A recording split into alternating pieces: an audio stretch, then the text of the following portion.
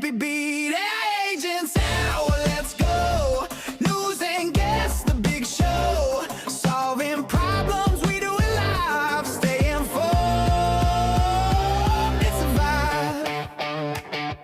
Building agents that work for you. Making moves, we see it through. Every week, a brand new show. Tag along and watch your knowledge grow. Agents hour, let's go. News and guests, the big show. Answering questions, we arrive. Every Monday, come alive. We want reviews, but only if it's a 5. We share the drama, we got the drive. Stay in the loop, it's the place to be. Shane and Abhi setting you free.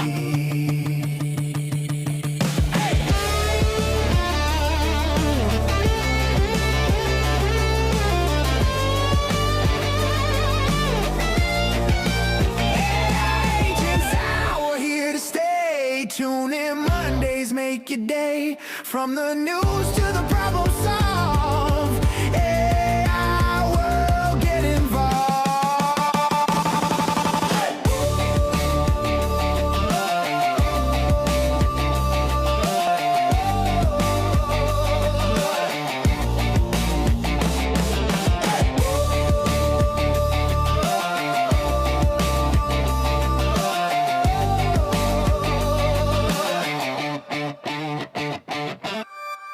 Every week in AI, something insane happens. And there's so much drama. Every Monday, we break it down live. We do the news, we bring on guests, building in the space. And we go deep into the stuff that actually matters. Agents Hour, every Monday, noon Pacific. Follow. Don't miss it. Peace. This is Agents Hour with Shane Thomas and Abhi Aiyer. Hello, everyone, and welcome to Agents Hour. It's Monday. It's right around noon Pacific time. If you're tuning in live, this is a live show. You can chat with us, post a message on YouTube or X, or wherever you're watching this. If you are listening after the fact on Apple Podcasts or Spotify, thanks for listening. Thanks for hanging out. I'm here. I'm Shane. I'm one of the co-founders of Mastra. I'm here with one of my co-founders, Abhi. Abhi, how's it going in Paris? Or I guess you're in Belgium. How's it going in Belgium, dude? It's going good, dude. I'm in Belgium visiting Ward Peters, who's on our team. It's been pretty good. Today is the U.S. versus Belgium soccer game at 2 in the morning. And there's a big showing in the middle of the town square. So I guess I have to stay up for a little bit longer just to see us win. It's going to be late for you, yeah. It's going to be late. I think the game ends at like 4 in the morning. Oh, man. So, yeah, but if we start just destroying them, then I'm just going to go to sleep. But yeah. But people have been telling me over the weekend there was this festival here. People were telling me, because I was the only American in this village. Like, I'm in a small village right now, maybe a couple thousand people, let's say. And I was telling them I'm American, and all of the people were saying, like, well, if you win on Tuesday, you're going to have to leave. So I was going to say on Tuesday, but the game's on Monday, but it'll be Tuesday for you. So it'll be Tuesday for us. Yeah. All right. Well, how was your July 4th? It was good. Spent some time at the lake, saw some family, saw some friends, saw some fireworks, caught a few fish. I mean, it was good, wholesome weekend away from the computer for most of the weekend. So that was kind of nice. I was not running any loops. So I feel like my token consumption was definitely down, but that's okay. I needed some time just to relax with the family, and now I'm back at it. Yeah, same here. Obviously, we didn't celebrate July 4th, but I was definitely mentioning it to everybody that I met. Yeah. That it's July 4th today, and they're like, "Oh, okay." Yeah, I did, and I kind of told you about this briefly. I did, fall off a moving boat while we were, so I was in a boat. We were trying to get it in a storm hit right on. This was like 4th of July, midday storm, like it lasted 30 minutes, but we're trying to get the boat in the lift. And my friend who was driving because the waves were so big, ran the boat into the dock. I fell out of the boat into the water because I was trying to help us out. So that was, some extra excitement I was not planning for, but I survived. No, a few scratches, from hitting the dock, but no harm. So was a bit lucky, but grateful. And dude, yeah, it could have been a it was lot an worse. adventure. Yeah, it was an adventure. Could have been a lot worse. All right. For those yeah. watching, we're obviously from the USA. We did one of our investor updates this last weekend, and we were just making sure that people knew that we were all from the USA. And we were celebrating the 250th birthday of America. So I just wanted to show two banger tweets that represent the feeling of being part of this 250. First, let's talk about this one. Now, this is a play on a meme with the dude from Mad Men. I forget his name, but this is George Washington at the club celebrating and 250. I cannot see your screen. Oh, let's try in. It's that internet, that hotel internet you're on. God damn it. Let's try again. How about now? No? No. Just send me the link, dude. I got you. Damn it. This goddamn hotel internet. Yeah, I'll send you. They're actually in our Slack DM, so. All right. I will pull it up.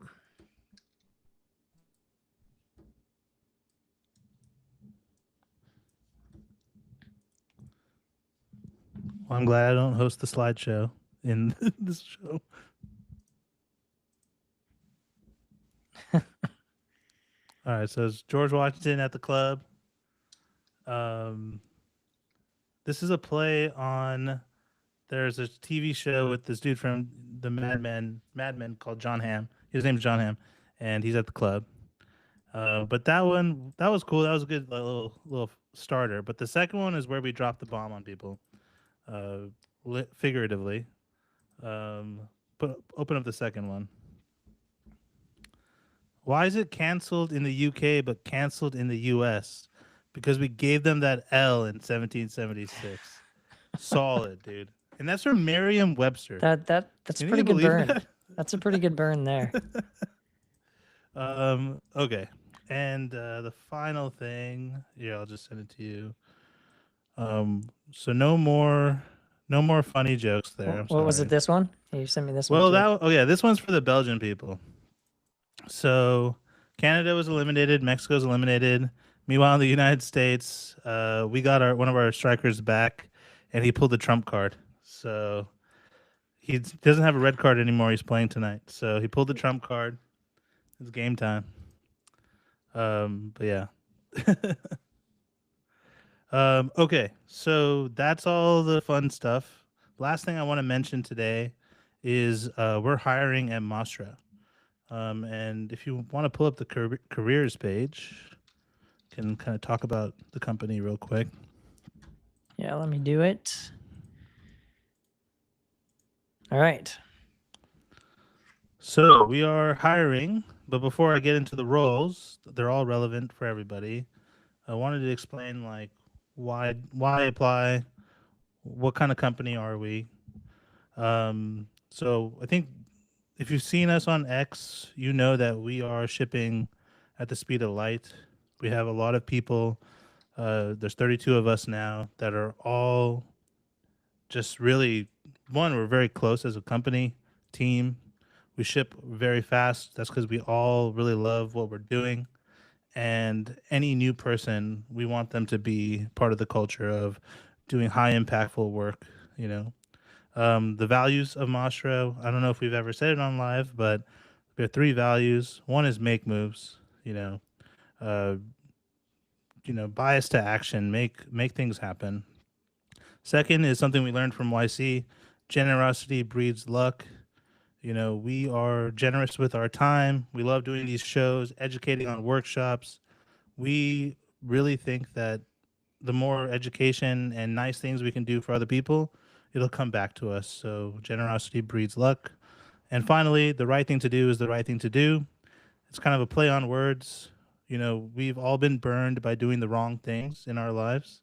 So at this company, we want to make sure we do the technically correct thing, the ethically and high integrity choices. So if that aligns with your values, then you should totally join us.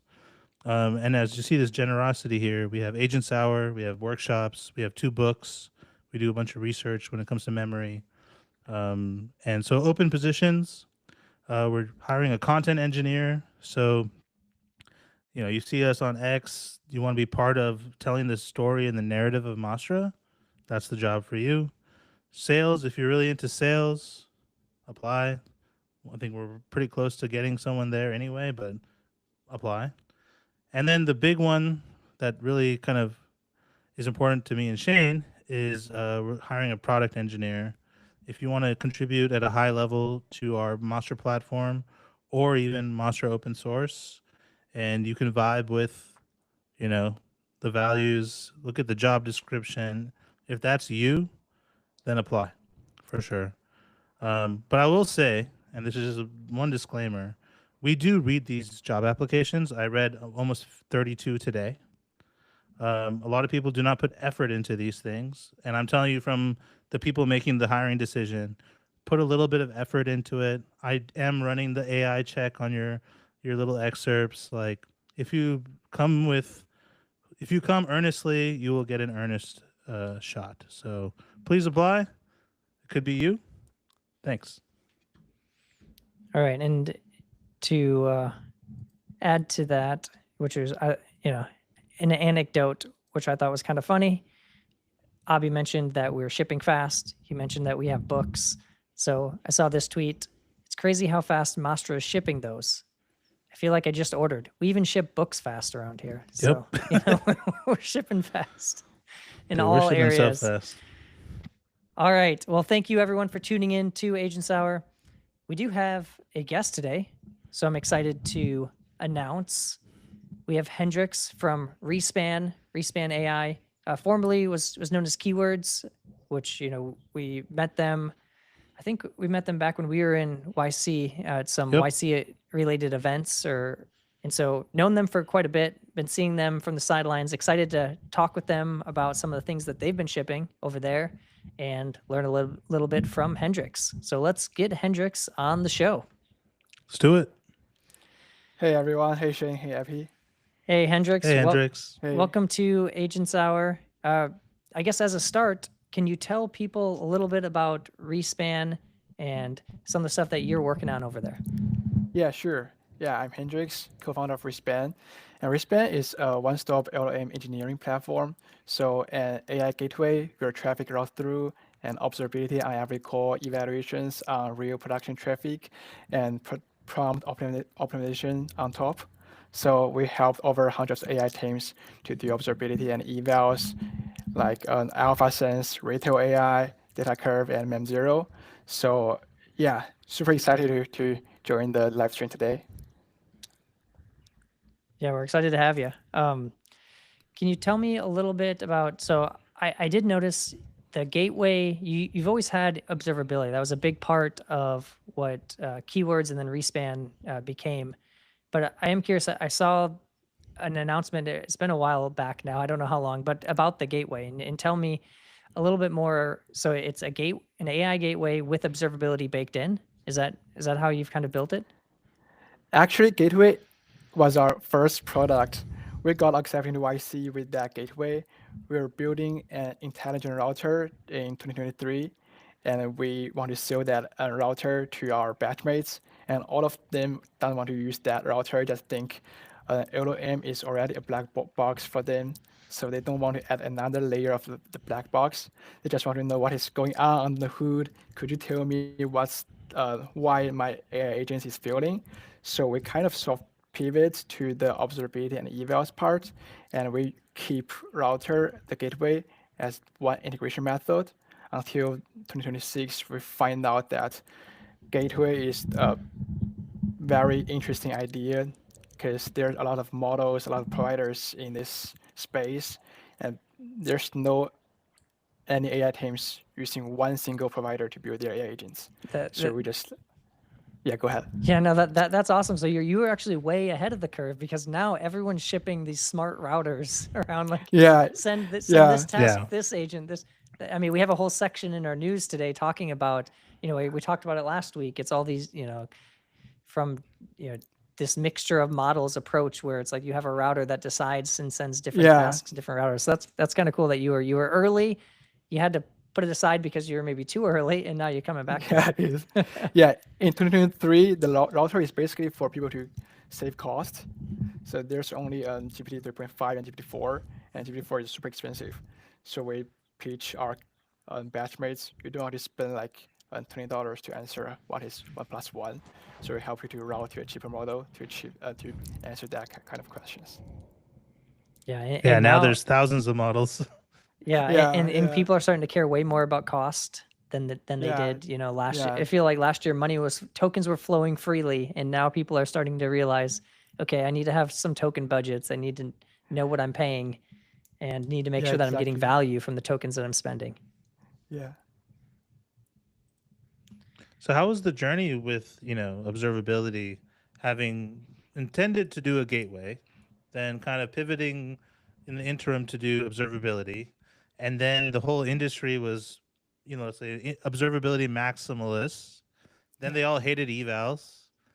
So it must have been quite a journey for you guys. Why don't you kind of give us the story there? Yeah, I think this space is quite competitive, and there's a lot of also other companies are doing observability and evals. We do think our strength is we are the only or the first one-stop all-in-one platform for gateway observability evals and prompt optimization, and we just want to use the gateway to as the entry point for engineers. So we can't raise any money from demo day in YC. So we bootstrapped for over 2 years to just build the product, sell to customers, and hear the feedback from our customers and trying to get traction and increase the revenue.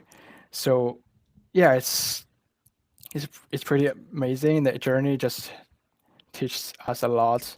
And then I think for now we have the better vision of what is the right way to help engineers to ship AI agents. Dang. So y'all were like what does YC tell us? Is it cockroach mode after demo Yeah. day? Yeah. So y'all were in cockroach mode, just slanging to, you have a crazy customer list. Yeah. What was like that turning point for a lot of the customers that were like, no, let's go with you guys? Yeah, I think it's around a year after our demo day, around summer of 2025. At that time, we just finally think our product is in the tier 1 list of this space. And then we got a really great reputation in YC community. So we work with a lot of YC founders, and we do very great customer support. We respond every message in 2 minutes. And even though it's in the midnight, we had very loud Slack notification to us so we can hear any message, and then we got reply to them. So we got very great reputation, and we solve every feature request, every support ticket very fast. So that's how we got our first batch of customers. And then we got more customers from our first batch customers by word of mouth. Nice. So I know that you've been obviously have a big customer list now. A lot of people are sending traffic through the gateway and through the observability product. I'm assuming you've noticed some patterns in things that you've seen teams that are building agents. I'm just wondering, we have an audience of people that are trying to build agents of their own. Are there any like patterns you've seen, any takeaways that you think would be interesting to folks that are tuning in? Yeah, I think for most of AI teams or AI engineers, their pain point is they have a lot of failures when building AI agents or when AI agents is in production. And we categorize those kind of failures to 3 categories. The first one is a silent failure, which is you can't be notified when something is going wrong. For example, you shipped a new prompt version this weekend, and you can't tell if this is better than last version, or you can't tell until a customer complains to you. And the second one is reliability issue. So you can't guarantee the provider's reliability. Maybe OpenAI is down and your product is also down. And the third category is the cost issue. So for some of our customers, maybe they have the wrong way agents, and their agents get stuck in just retrying, and then they got a very huge bill without any notification. So there's three kind of the failure modes we faced. Wow. Yeah. And are there techniques? Is it just like good monitoring, good notifications and observability on some of that stuff? Like, what are techniques that people could actually use to handle some of those failure modes? Because, I think everyone's experienced Anthropic being down quite a bit, and so I know that that's a failure mode a lot of people are familiar with for sure. Yeah. So for reliability failure, it's the easiest one to solve. Actually, if you are using our gateway, we provide fallback alerting, so you can get notified once the model is done, and you can set up fallback configuration, so your traffic will route to another model, another provider, maybe OpenAI or Gemini, to automatically, so your production is always on. And for silent failure is the tricky one. The only solution for that we have saw that is first you have to test every version of your prompts or your agents or your tool you use very carefully before you push it to production. And then you should set up online monitoring or online evals. So the AI evaluators auto read all of your or sampling of your production traces, and then it auto detect every kind of issues like hallucination or inaccuracy, and then it will notify you when something is going wrong, when the error rate or the hallucination rate is going up, so you can easily fix. So fix is the easy part. Noticing is the difficult part. Yeah, I could see that. Yeah. And I know, one of the things I think a lot of people struggle with, or, especially with how easy it is to ship code these days, or to at least create code. Maybe shipping code's still hard, but creating code is easier. Yeah. I think a lot of people struggle with the what should I build versus what should I buy? Like, should I use an eval provider? Should I own that whole part of the stack myself? Should I own part of the observability? Should I build my own gateway? We have people that, are with Mastra that they have their own internal gateways with their larger teams. Yeah. And then some smaller teams are also thinking they should have their own. So I'm curious, like, how do you think about, or how do you talk people through the build versus buy for like the LLM infra stack, right? Because you play a part of that. Yeah, actually, an interesting thing is a big part of our current customers came from us from their in-house solution. So I would say for in-house observability and evals tool, it's very easy to build nowadays with the help from Cloud Code or Codex. And the hard part is maybe you can handle it when your skill is going up, or you just fail to catch some specific errors, and or you have to spend a lot of time or build a dedicated engineering team to maintain this whole infrastructure and like metadata indexing at scale. So we always find out that when something is they can't capture that errors or that issues in some like late nights, they just came to us. Yeah, that makes That's a the lot of best way sense. to get customers, dude. Yeah. Honestly. Yeah. Yeah. So I heard you also had a demo you want to show people on that are watching this live. We love to see demos. We love to see how things work. So I was wondering if you could whip that up for us. Yeah. Let me happy to share demo. Let me share my screen.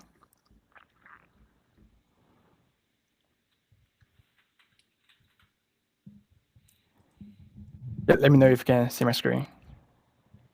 Yep. Looks good. Cool. So I'll get started with our gateway, our latest features. And so we built this gateway and have been testing this gateway's reliability for over 2 years. I think we have the internet. And then we integrate all of the models in this space and can call every model and without integrates any packages from like Anthropic, OpenAI, and you can find models here. And if you go to each models, you can find a way to integrate it, and you can find all of the providers that provide this kind of this model. And then for the cost stuff, actually, this is a very important thing for most of AI teams. We built a very comprehensive limits page for our customers. You can control your spend in per key level or per model level, even though or even in per customer level.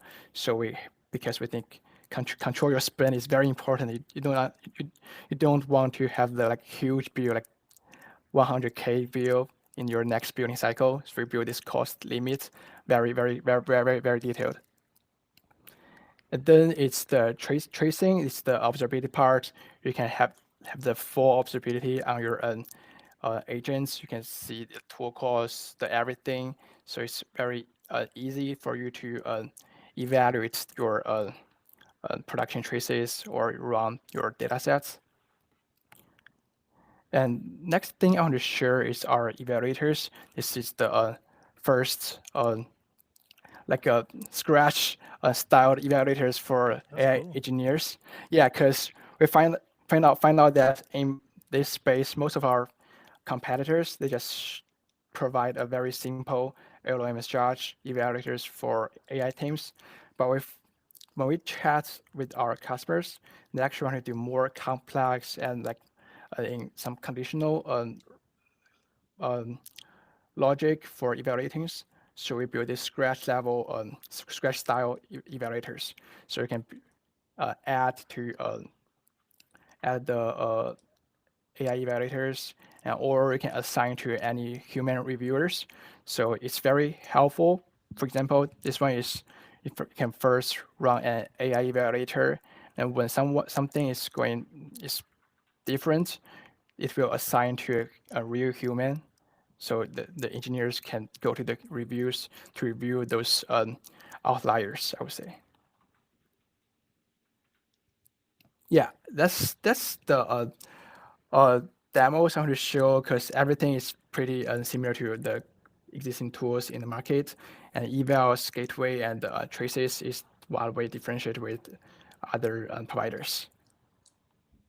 I love that the scratch for the evaluators. That makes so much sense. Yeah, thanks.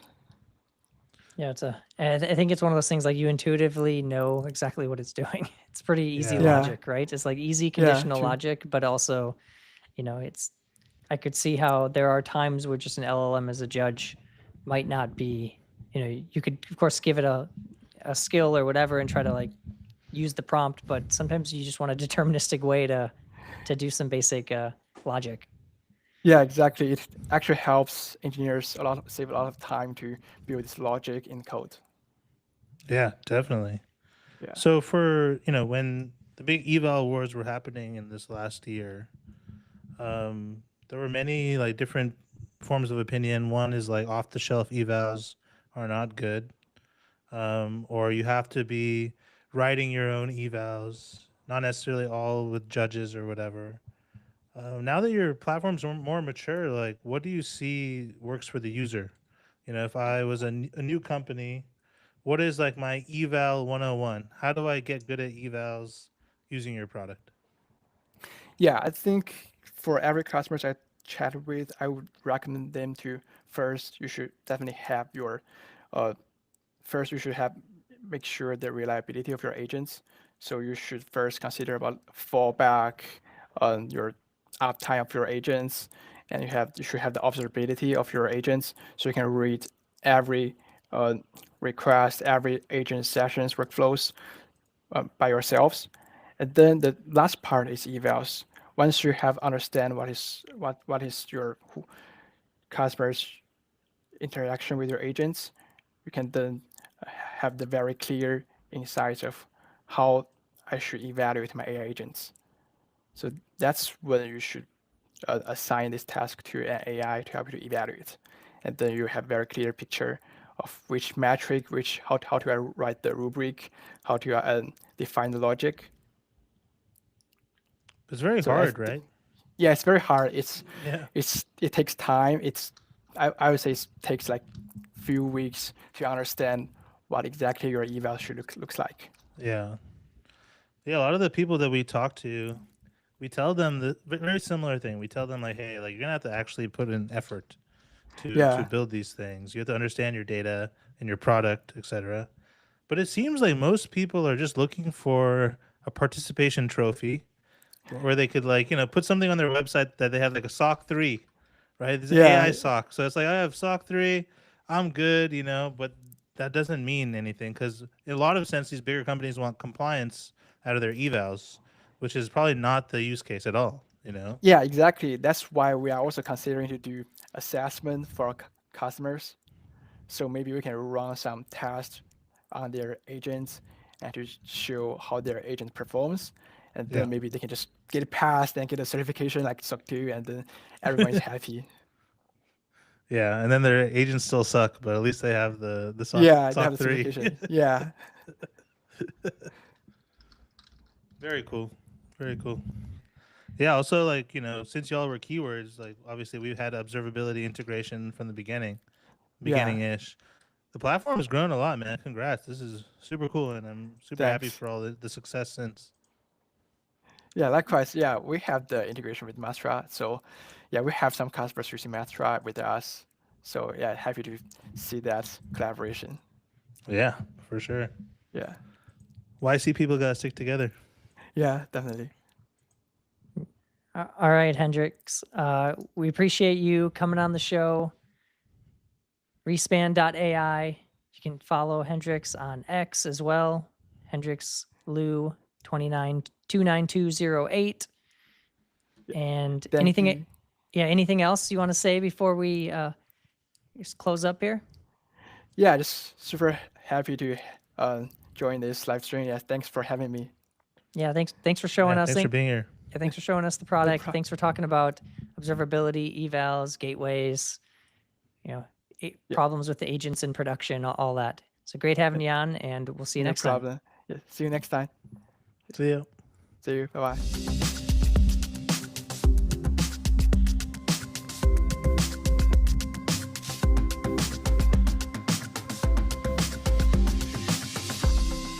Like, share, and subscribe. And follow us on X And tell your friends. and their friends. I mean, we're not begging. Well, maybe a little bit. Subscribe to Agents Hour every Monday, noon Pacific.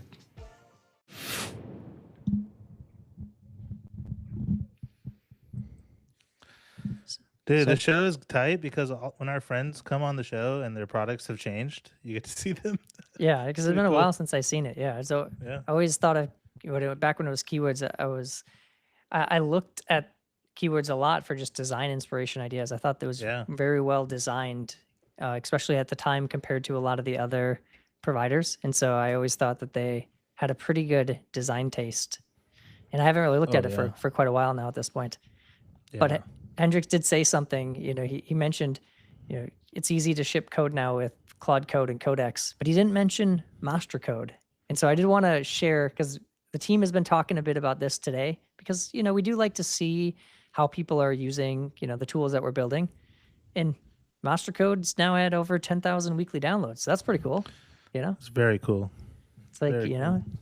people are seeing the vision. People are, if you try it now, you're still early. You can still be very early. And we have a lot of plans for Mastra Code. It is growing, so it is cool to see, especially because it is not. We do care deeply about Mastra Code. Obviously, everyone, I would say 90% of the engineers at Mastra are using it as their daily driver. I still use Codex and Claude Code occasionally, but just for comparison. I just want to make sure that Mastra Code hasn't missed anything. But otherwise, it's Mastra Code all day. Yeah, that's pretty good milestone for us too. Yeah, especially for it not being the main thing. We're not out here promoting it frequently. Once in a while we'll talk about it, but we just keep silently shipping stuff and making it better. Hell yeah. All right, well, it's that time. It's that time. We should get into the news. Oh, it's a good one. Let's do it.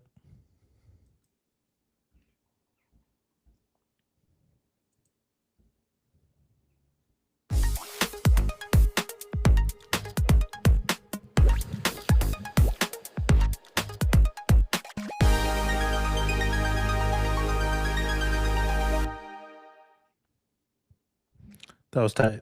All right, Jan mixing it up with the That was a new one. transitions. That's a new one. If you watch the show every week, that was that's the first time I saw that. Sick, dude. All right, thanks, Jan.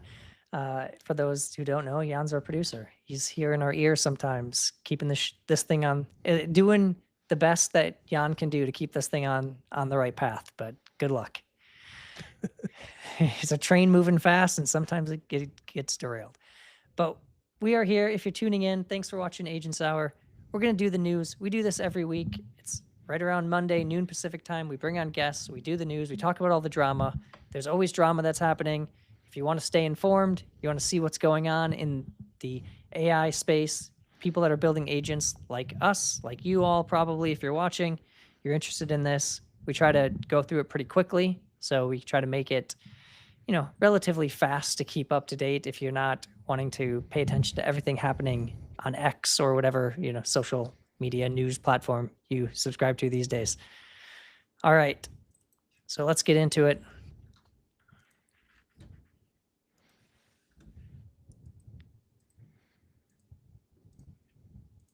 All right, here's a little preview. Today is July 6th. We're going to talk about Anthropic. We do this every week. We talk about Anthropic, it seems, and there's a lot to talk about. First, last week, June 30th, Anthropic, from the official Claude AI account, introduced Claude Sonnet 5, the most agentic sonnet yet. It makes plans, uses tools like browsers, terminals, and runs autonomously at a high level that just a few months ago required larger and more expensive models, aka Opus. Yep. So that's how they positioned it, is that this Sonnet 5 is essentially supposed to be as good as Opus, and it's cheaper, right? Of course, Sonnet's cheaper than Opus. But then they showed some graphs.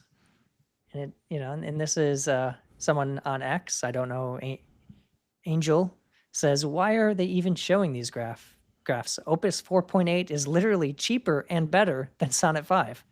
So if you do look closely at the graph, Sonnet Extra High is better than some of the lower Opus in pass rate, but the cost per task is higher. So there is no place where you would actually want to use Sonnet if you're comparing this. At least, and this is, of course, this benchmarks agentic search, but they also have agentic computer use. And they're really, unless you needed like low intelligence, you could maybe, get by. But for the most part, you'd never use any of the higher reasoning sonnets. You'd always just use Opus. So anything besides basic tasks, you would want to use Opus for if you need that high level of intelligence. Again, this is only 2 of the benchmarks. These are cherry picked. Not all the benchmarks are exactly this way. Do your own research. Look it up. But like for agentic coding, the SWE benchmark, Sonnet 5 is still lower than Opus by a couple percentage points. But as we've learned, comparing to open models, those percentage points are a big deal. Yeah. And so I think the way that I would put it is Sonnet 5 is interesting, but it isn't better. And I don't know that there's any reason why, if you need high intelligence, you would ever use it over Opus. Which I think is kind of what they tried to sell, is that it replaces Opus for many tasks. I think the challenge is it's not actually cheaper. It typically needs more tokens, so it can still complete the task, but it uses more tokens. And yes, those tokens are cheaper than Opus, but even in those cases, oftentimes you're not actually saving a significant amount of money. So I think for maybe basic tasks, maybe your chatbot doesn't need Opus, so maybe Sonnets makes sense for those types of applications where a lower level intelligence is good and a reasonable pass rate on tasks is good, basic tool calling, basic chatbots. But I think for any kind of high level of intelligence, you're probably going to end up just going for Opus anyways. I think I only use Sonnet 5 when I'm in the Claude app and I'm doing some non-work related things. Yeah, I'll probably use Sonnet 5 to manage my email, It's like I don't need like super high, intelligence. I was using Sonnet before, right? So I haven't upgraded it yet. I haven't really fully tested it, but I'll upgrade for my email agent. I'll probably use Sonnet for that. Honestly, I should be using GLM. Like I should probably just make that switch. Be a lot cheaper. Yeah. But I'll probably test out Sonnet 5, and then eventually I'll make the switch to an open model because I think it's. I Just think Anthropic, cheaper. like my ask for y'all is, when's the next haiku model? Because that's what I want. I don't need a Sonnet. I want a haiku, something fast and cheap and good. One day. Also on June 30th, this is later in the day, Anthropic reported, we've received notice that the Department of Commerce has lifted export controls on Claude, Fable 5, and Mythos 5. We'll begin restoring access tomorrow and we'll share an update soon. We're grateful to our users for their patience and to everyone who worked with us. Okay. And then later they said, Claude Fable 5 will be available again globally tomorrow. After a series of productive conversations, it's going to be available, but there's some caveats here. And it's cut off in this screenshot. But it says, in the near term, some routine tasks like coding and debugging will fall back to Opus 4.8. Okay. And you can't use it for like science or biology as well. Yeah. So the big caveats is that the thing that everyone would want to use Fable for, if you're listening to this, I'm assuming most of your usage of token usage is probably writing code or debugging code or analyzing code. So you can't even use it for that. And I believe this is still the case. I don't think I've seen anything that has changed this position yet. And I'm Well, assuming it's kind of hard for you to know because it falls back to Opus 4.8 transparently. So yeah, I think there are ways to see. They made it so you could see when it is, but you got to like look at. It's not that apparent that it does it. yeah, if you're like looking at the request details that come back. Yeah, so I think they, especially through the API, I think they make it clear. But I don't know how the billing works. If they bill you for that, I'm assuming they would not bill you the Fable prices, but who knows? Yeah. And look, I get it. They probably had to do this in order to get it opened back up. It's probably not their choice. I'm sure they want to release it as they designed. So their hands are probably a bit tied. But at some point, I would also argue, why even release it? What else are you using Fable for, if not for coding or science or some like deep research type tasks? And maybe there's other things like browser use or whatever that it could do better at. I don't know. But my usage would be is now, like, I have no reason to use it. I haven't even tried it since it came back. I've been using it. So main reason for us using it here in the EU right now, June 30th was like an Opus lobotomy day. So I think if you're using Opus 4.8 here, at least, everybody was complaining of just how terrible the performance was, both in like reasoning, API performance, etc. We were wondering what's happening with Opus. Then Fable relaunched shortly after us complaining. So there must have been like siphoning juice to the new model. We all started using Fable 5. A lot of the same parts of the model are true as before. It's good for planning. It's good for long loops.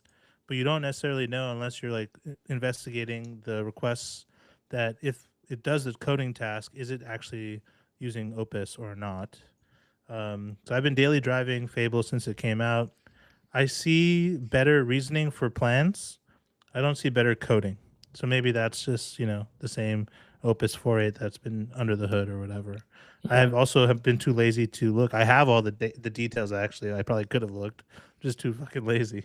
Yeah. So I've heard that same thing of using Fable for planning and then using either, GPT to write the code or Opus to write the code. So we got some comments. This one's from Mika. Said, it's actually false. They specified it was a misunderstanding, but Fable 5 is pretty amazing for me. But so much guards. It auto-rotates to 4.8 a lot and charges you Fable 5 rates. Yeah. You need to disable auto-routing. So there you go. And Ruben says, having Fable money is the new flex. Yeah. You got yourself some Fable money.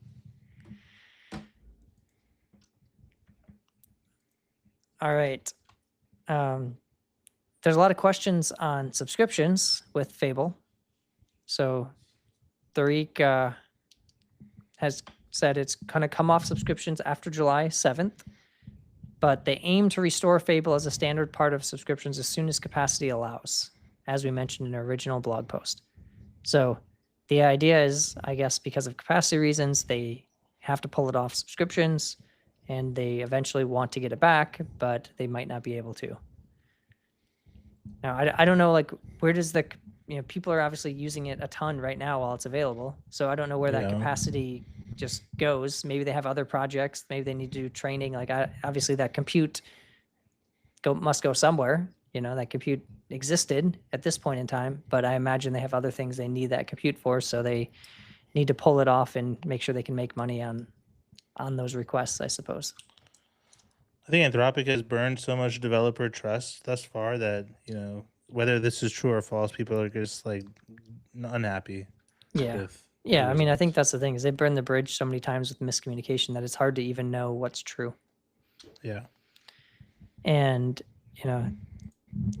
Sam earlier said, why would they put Fable usage reset past the cutoff date if they're not going to keep it as a subscription? So yeah, the reset date is after the July 7th cutoff date.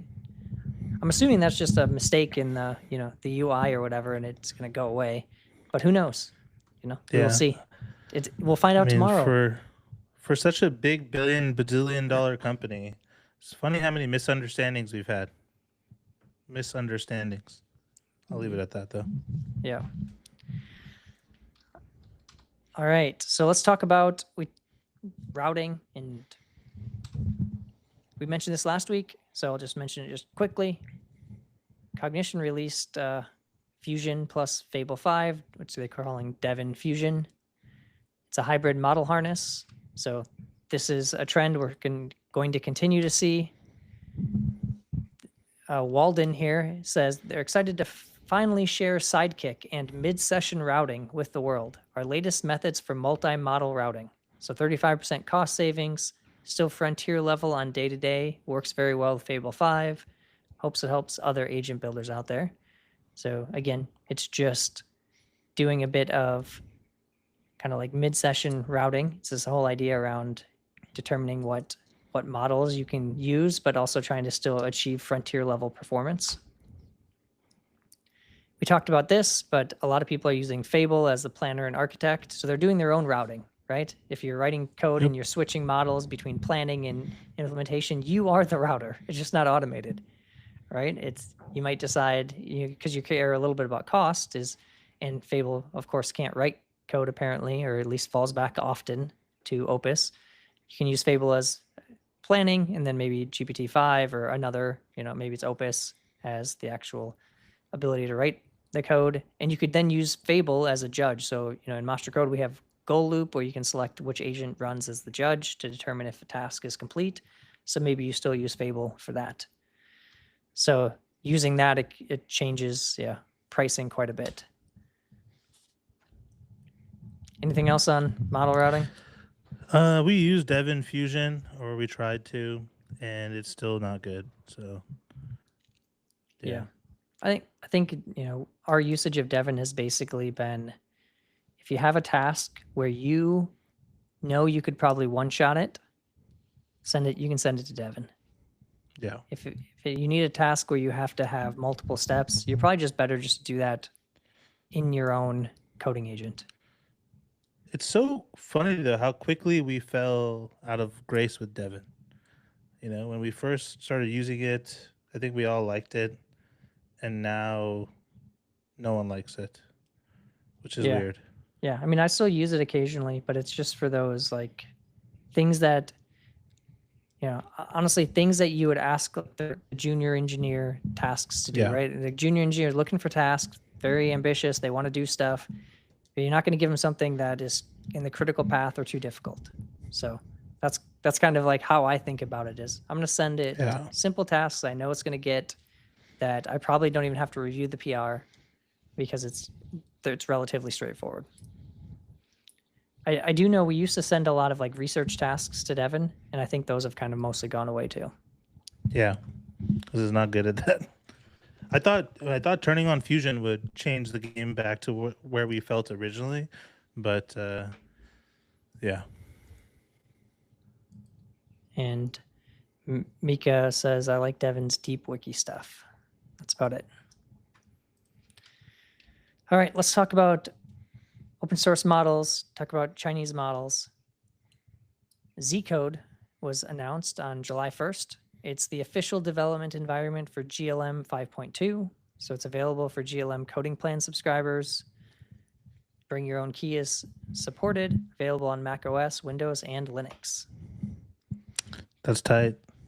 So it's GLM 5.2 is the truth, dude. So that's tight. and I heard it looks and feels kind of like Codex, is what I've heard. It does. Yeah. So if Almost like they ripped it off. yeah, they might have. They might have just heavily borrowed some ideas from Codex. But they're in China. They can do what they want, apparently. Totally. But GLM's good, right? I think we've been talking about this for a while. A lot of people are using at Mastra using GLM for large parts of their coding tasks. Maybe not everything, but it's a great coding. Like after planning, you want to execute. Yeah, 5.2 is great. You can get off the Alibaba coding plan, $100 a month. So or Z has a Z coding plan too. Yeah, I do. It's still slower though, right? Unless you run it on, Fireworks or something. It's pretty fast on Alibaba, and it's kind of slow on Z, but I'm sure that'll change. And then Fireworks, it's chill. USA. So this was last week. DeepSeek V4 is coming. So they had it's been available but it's apparently just been a preview of V4. So they're going to apparently be making improvements to it. They're going to be changing pricing though as well. So it's going to get a little bit more expensive, but DeepSeek is getting close. We're in July, so it should be coming soon. Yeah, we use DeepSeek a lot internally. Our favorite DeepSeek model is DeepSeek V4 Fast. You can use it for observational memory. It's pretty solid. So just you're saying, use it as an observer. Mm-hmm. Tencent released, and this came out today, HY3, High 3. I don't know how they want you to pronounce that, but HY3 is here. It's a 295 billion mixture of experts model, best in its size class, rivals trillion scale flagships, reliable and affordable. If you look at this, it is clearly behind Anthropic and Z in almost every benchmark, right? There's a few that it's competitive on, but for the most part, most of the major ones, it is behind, but it is very close to the other open models. I mean, it's right in there. So it's the idea of based on size, it's a pretty powerful model. Haven't tried it, but at least in terms of benchmarks, it seems to be competitive for that, for that class. All right, we're going to talk about inference and hardware. I saw this last week.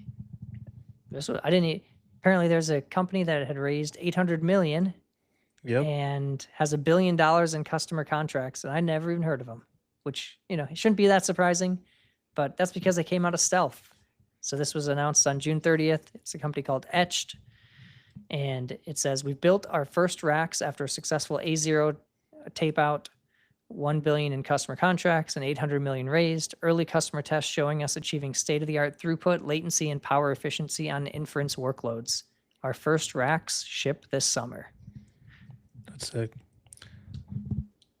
Dude, put it in my backyard. Let's go. Yeah, we're definitely seeing like a hardware renaissance, I think. It's like hardware school again. Cerebras announced last week Gemma 431B is now available in public preview on Cerebras. Our first multimodal model runs at over 1,800 tokens a second for ultra-fast image and text workflows. So that's pretty cool. I mean, I want to test it for just like really quick image generation. I think that could be pretty cool. Yeah. Because that's fast. Let's talk about agent memory. This was a cool thread. I'm going to open up the thread because this got shared to us. A couple of people were sharing it around. Let me see if I can open it up here.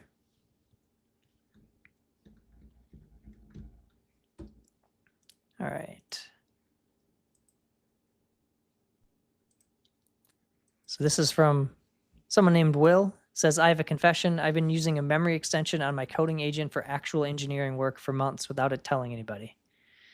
And essentially goes on to talk about Pi observational memory, which was inspired a lot by our observational memory research.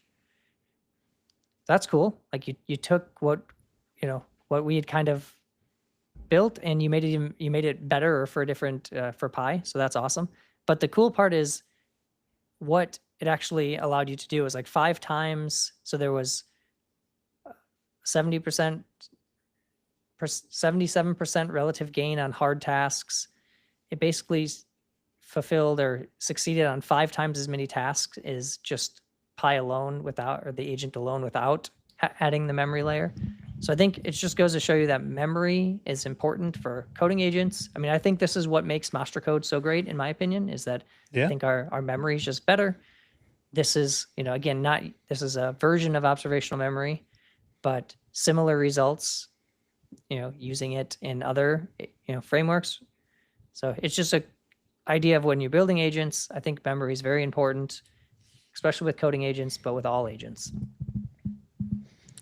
Yeah, I was wondering why you were so shy about it, though. You didn't want to tell anyone? Yeah, I don't know. Why are you scared to tell people? Probably scared of the haters. I don't know. I'm sure there seems to be some clickbaity, like he wanted to get some views, right? So you write it in a certain way, but he didn't tag us. He should have just tagged us, maybe didn't want to, thought he might get some hate or something. No, it's open source. Yeah. Learn from it, use it, make it better, contribute back if you can. But yeah, observational memory is good. Yeah, I think it's like the 5th implementation we've seen, so that's cool. And Tyler did say, Tyler's over here dropping some ideas how to make the scores even better, which I thought was funny. It's like, hey, if you just drop the history or the memory size and swapped, so with observational memory, you have, like the memory, basically you have different windows, right? So if you have like message history and memory, and you can kind of configure them. And so, I think you can actually tune it yourself is what it comes down to. The AIE was last week. There's a lot of different sessions on software factories, a lot of different sessions on kind of this. I saw a lot of talks around that you should still understand the code. When Dex was on the show a couple weeks ago, he was talking about how you need to understand the code as well. You can't just let things rip. I think there was this thought that you didn't need to, maybe we wouldn't be reading PRs or even needing to understand the code. The agents would just do that. Maybe someday that will be true, but that day is not today. So I think, what do you think? I just think we've always believed this, but I think the industry has come full circle, because if you look a year ago, people were like, you don't need to read code, which maybe that's true. You don't need to read code, but how else do you understand code if you don't read it? I just don't understand that. But just a little anecdote here. We have having so much struggles right now in open source. We're getting hundreds of PRs a day from people who do not understand the code. And honestly, no offense to y'all, because you're trying to help us out by solving bugs and getting contributions and making the project grow. But I just think it's hard for y'all to contribute if you don't understand the code, if you just pass it to Codex. And funny enough, last week we got our first ever PR spam, where we got spammed by somebody opening PRs, like probably 15 in a row, boom, boom, boom, just made by Codex with no issues, random ass fixes. And so we're struggling from the open source side, which is like, we need to review these. We need to make sure that the intent is correct, the behavior is correct. Yes. And it makes sense, like it's hard. Somebody gave a Hermes agent or OpenClaw agent a Codex tool or something and just said, hey, go make this better. And it just shipped tried to ship a bunch of random things. So, yeah. So we have a comment here that says, does Mastra have an agent's hour write-up for each episode? Would love to go in and look at these tweets, sites, software, etc. It's a good idea. I mean, these slides are technically available right now. That's new. But we could probably share it, share it out after the show. follow us on X, and I'll include it in the links going forward. Or we also have standalone videos that come out after the live stream. Usually it takes a couple days, and they're released on YouTube. And we have a whole bunch of show notes as well, and they contain all these links too. So whether it's on X or on YouTube, if you follow us, when we do if you're watching live, you're seeing the unscripted account. Jan, our producer, cleans it up, publishes on YouTube as a standalone video. It's a little shorter, but it does have all the links in the show notes. So It's less unhinged. Yeah. He tries to keep us on track a little bit, but yeah, I appreciate you for watching it live because you get to interact with us. Yeah, because this next topic is unhinged. So AI. So let's just talk about token maxing. That's what I thought was the most interesting about this, but it was a bit unhinged. So Palantir's you know the background of this, right? You want to give it? Yeah. All right. So, okay, Palantir, big enterprise company. They famously created FDE as a business model, which is forward deployed engineer. They also have this thing called an ontology, which is like a framework for how they build products for other people. The reason I tell you all that is Alex Karp, the CEO, he went on, I forget the channel, CNBC or whatever, and he pretty much went on a rant for like 18 minutes, and it's a really good, love him or hate him, it was a really good rant. It was about token maxing. It's about, essentially, just to boil it down, you should not be paying Anthropic or OpenAI money in excess for tokens, because that is, one, not good for your product. They are stealing your product via their observability, whatever. You should be using open models. You should be caring about token spend. You should be caring wisely about who you spend your tokens with. And you should, go for open models. This comes in line with when I think Palantir and NVIDIA now have a partnership together. They're going to be pushing more NVIDIA open models. So he pretty much went on the attack, despite being friends with these guys at OpenAI and stuff. He went on the attack that people should have their own governance on their own products, which I heavily agree with.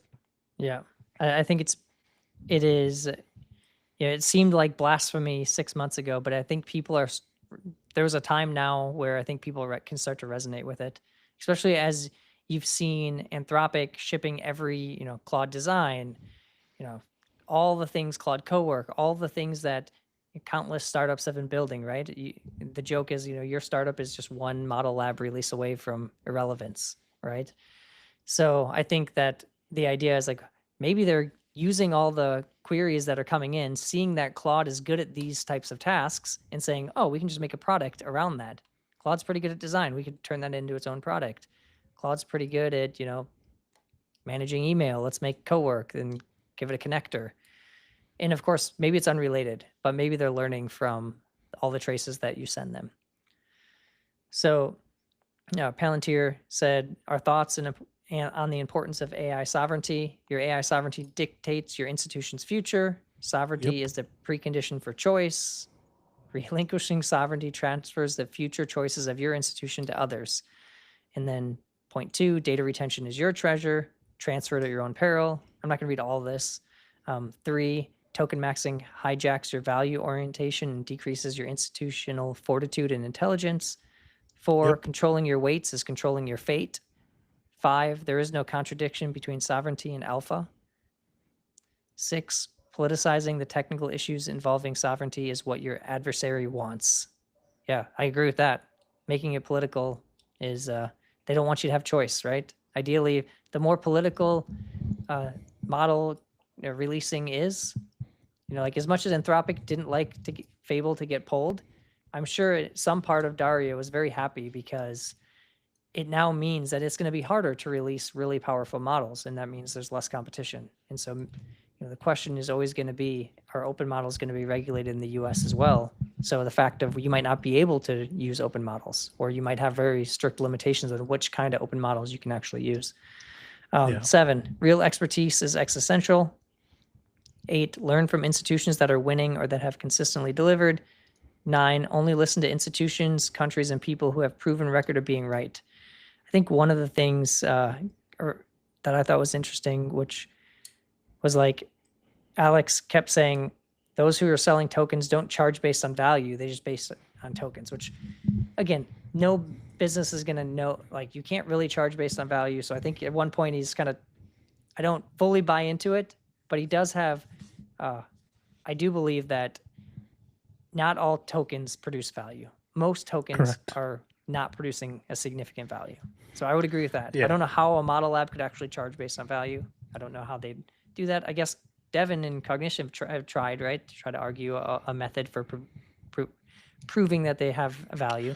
True, but you have to spend X dollars, right? So it all comes back to spend. Yeah.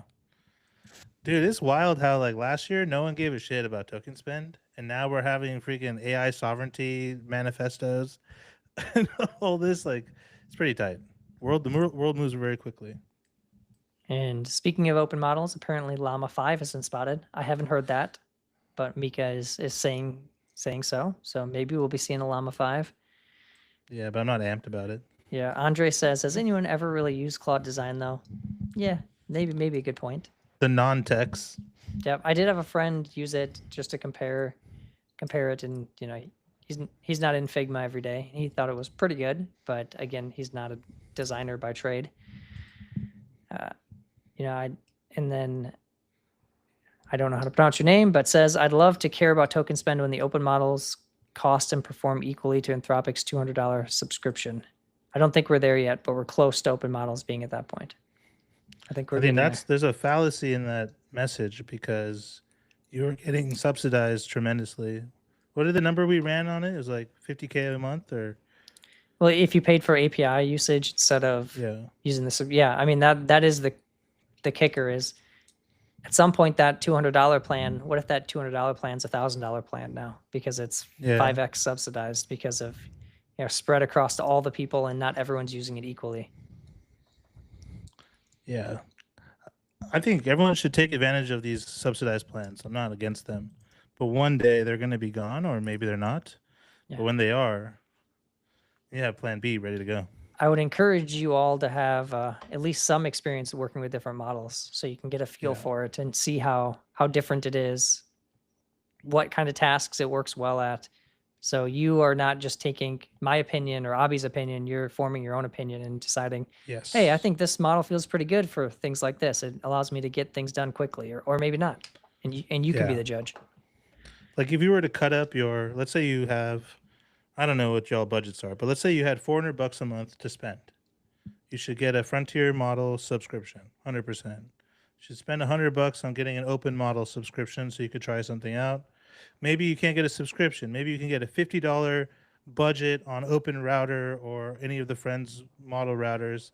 So you have that in your budget to try new models. Then you can start, you know, reducing spend in this area, go from $200 Anthropic to $100. I think Ward now is at a $20 plan in Anthropic, $200 in OpenAI, and then he's very bullish on open models. So, I mean, Mika's got a point. Yes. Learn to use Mastra SDK and Mastra code with open source models. We do have GLM 5.2 running on Ward's computer, so it's slow as hell, but it is free. You can use it as much as you want. You're just paying for electricity at that point. Yeah.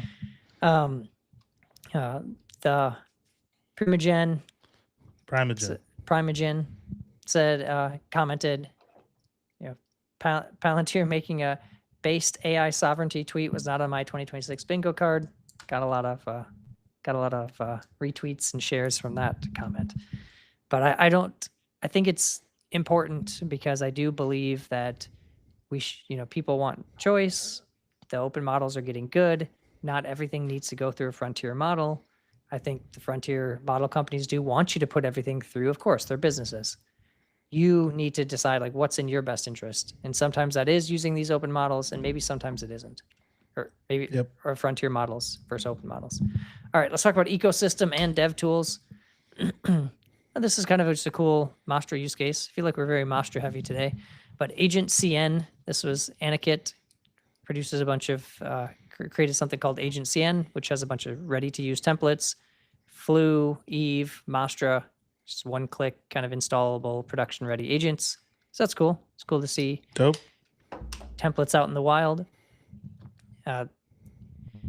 Anthropic is reportedly in early talks with Samsung to manufacture its own custom AI chip. So OpenAI did it with Jalapeno. Yep. And Anthropic's probably next. I think they're doing the same things, right? That you're probably doing. We're dependent on, if you're building agents on the frontier model labs, and you want to maybe be less dependent. Anthropic and OpenAI are so heavily dependent on basically an NVIDIA, right? And so they want to become less dependent. So eventually you kind of move up the stack. You can run super memory locally. So that's cool if you want to run a memory engine locally. Vercel is helping Shopify rebuild Hydrogen from the ground up. So I only put this here because it's not really AI related, but if you are in the web dev ecosystem, you might have fond memories, or maybe not fond memories of Remix. And I think this basically signals the end of whatever was left of Remix.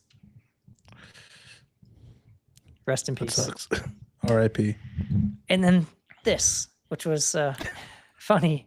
And I just put at the end because I don't think it's necessarily Dario's fault. Maybe his actions led up to this, but probably more the U.S. government. But it's if you're not watching, it's kind of a comic of Dario saying, for some routine task, it's a picture of Dario with a Ferrari, and it says, for some routine tasks like driving, it will fall back to being a Honda Civic. And the joke around Fable falling back to Opus for actual coding, and that's what most people want to use it for. So for some routine tasks, it will fall back to being a Honda Civic.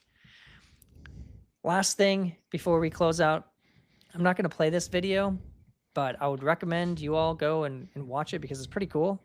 So new Anthropic research, a global workspace in language models. Of everything happening in your brain right now, only a tiny fraction is consciously accessible.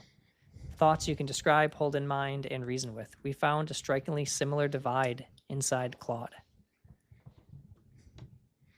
So, there's this video. It kind of talks, and it introduces a concept called the J space. And objects. Which is kind of, and they kind of have a visualization of how it works somewhere in this video of like how the model kind of thinks subconsciously or in this J space. So it doesn't necessarily, isn't doing active reasoning. It's also like almost like subconscious reasoning. I don't fully understand it, but I think you'd learn a lot just watching this 5-minute video. I think Abhi, there's also like a research paper somewhere in here as well, right? Yep. So if you, look in the thread, you can probably learn some things about how we understand some of these models to work underneath the hood. I thought this was super cool to see because last week we are planning a feature very similar to this ourselves. But so not we're thinking about at the same model thing. layer, more at the application layer, right? At the application layer, yeah. But it's cool to see So- that models under the hood are kind of doing some of the same things to some level. And we're thinking about the problem the same way, but we don't have access to the model layer, so thinking of it more from the application layer. It's pretty tight. The J space needs a different fucking name though. I need to change that name. Yeah, the J space is not. Yeah, I do not want this to be an industry term. Oh yeah, you guys implement the J space? Like we gotta nip that in the bud early, dude. Agreed. All right, everyone. That is the show. As always, follow us on X. You can follow Mastra at Mastra on X. Subscribe on YouTube, Mastra-AI. You can follow me on X at smthomas3. Follow Abhi on X at Abhi Aiyer. And we're here every week. We do the news. We bring on guests. If you know someone that we should be talking to, find me on X and DM me who we should bring on, who you'd like to see as a future guest. And we'll do some digging. We're looking to book out a little bit. And for those that, one final plug, we're going to be in London in a couple weeks. So if you're in London, you should come to TSAI Conf. Otherwise, you can attend virtually. We might be changing the time we go live because we're all like most of the Mastra team is going to be in London. So we'll probably bring on some guests. We'll do a fun live stream. We'll have a whole bunch of the Mastra team on that stream, and it's going to be a great time. I'm excited. All right, everyone. Thank you for tuning in to Agents Hour. It's been another fun week. We'll see you next time. Peace.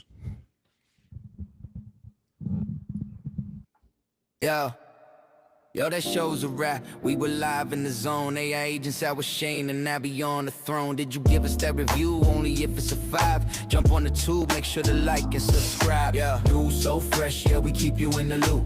Guests so fly, they bring the whole troop. AI on the rise, don't miss this power. Welcome to the show, it's AI Agents Hour.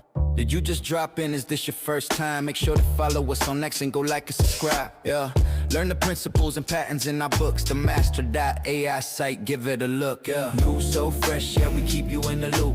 Guests so fly, they bring the whole troop. AI on the rise, don't miss this power. Welcome to the show, it's AI Agents Hour. This is the end, we all wrapped up. Another showdown, another one coming up. AI Agents Hour's done, but the news doesn't cease. Shane and Abhi, we out of here. Peace.